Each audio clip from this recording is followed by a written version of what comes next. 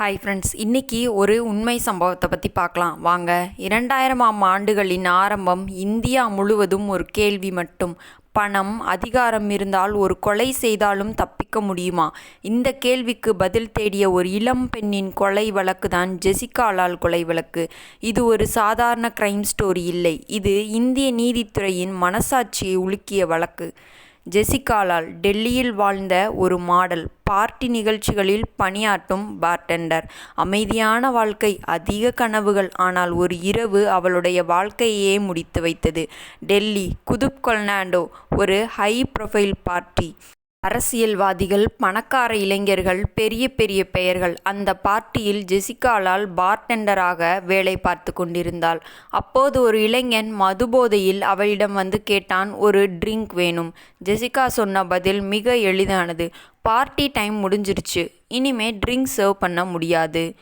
அந்த ஒரு வார்த்தை ஒரு கொள்ளையாக மாறும் என்று யாரும் நினைக்கவில்லை. அந்த இளைஞன் கோபத்தில் திடீரென தன் இடுப்பில் இருந்த துப்பாக்கியை எடுக்கிறான். ஒரு நிமிடம், அடுத்த நொடி பேங்! ஜெசிகா லால் அந்த இடத்திலேயே கீழே விழுந்தாள். இரத்தம், அச்சம், பார்ட்டி மையம் முழுவதும் பீதி. அந்த துப்பாக்கியை எடுத்து ஜெசிகா லாலை சுட்ட நபர் மனு சர்மா. செல்வாக்குள்ள குடும்பத்தைச் சேர்ந்தவர், முன்னாள் மத்திய அமைச்சரின் மகன். அதிகாரம், பணம் அனைத்தும் இருந்தவன். அந்த நம்பிக்கையோடு தான் அவன் அங்கிருந்து தப்பிச் சென்றான். போலீஸ் விசாரணை தொடங்கியது. சாட்சிகள் இருந்தார்கள், ஆனால் ஒருவருக்கொருவர் மாறும் வாக்குமூலம். சாட்சிகள் திடீரென, எனக்கு எதுவும் தெரியாது. பணமும் அதிகாரமும் பின்னணியில் வேலை செய்தது. 2006ஆம் ஆண்டு கீழ் நீதிமன்றம் மனு சர்மாவை விடுதலை செய்தது. இந்தியா முழுவதும் கொந்தளிப்பு.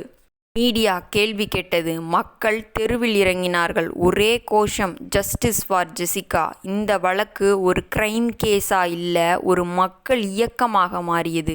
மீண்டும் விசாரணை, மீண்டும் ஆதாரங்கள். 2010ஆம் ஆண்டு டெல்லி உயர்நீதிமன்றம் தீர்ப்பு சொன்னது: மனு சர்மா குற்றவாளி. ஜெசிகா லாலை சுட்டது நிரூபிக்கப்பட்டது. ஆயுள் தண்டனை. 11 ஆண்டுகள் கழித்து ஜெசிகா லாலுக்கு நீதி கிடைத்தது. இந்த வழக்கு நமக்கு சொல்லும் பாடம்: நீதி தாமதமாகலாம், ஆனால் நீதியை முழுமையாக அளிக்க முடியாது. பணம், அதிகாரம் இருந்தாலும் ஒரு நாள் சட்டம் கேள்வி கேட்கும். ஜெசிகா லால் இன்று இல்லை, ஆனால் அவளுடைய வழக்கு இந்தியாவில் ஜஸ்டிஸ் சிஸ்டம்க்கு ஒரு அடையாளம். இந்த வீடியோவில் சொல்லப்பட்ட தகவல்கள் பொதுவெளியில் உள்ள நீதிமன்ற தீர்ப்புகள் மற்றும் செய்தி ஆதாரங்கள் அடிப்படையாக கொண்டது. எந்த விதமான அவதூறு நோக்கமும் இல்லை.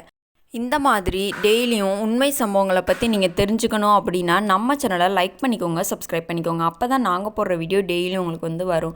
நாளைக்கு வேறு ஒரு உண்மை சம்பவத்தோடு உங்களை மீட் பண்ணுறேன். Bye friends.